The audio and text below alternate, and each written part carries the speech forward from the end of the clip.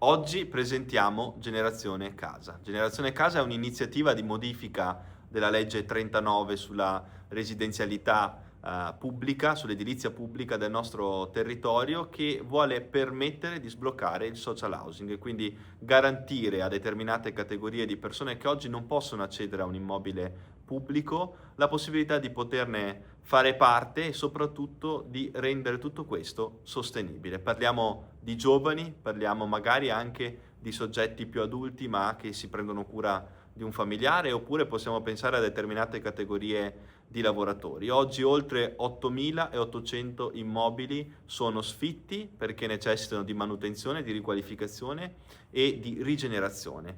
Per affrontare questa sfida, anche questa iniziativa può aiutare a rendere il patrimonio immobiliare sostenibile e soprattutto ad aprire questa forma di social housing che può portare dei grandi benefici al nostro territorio.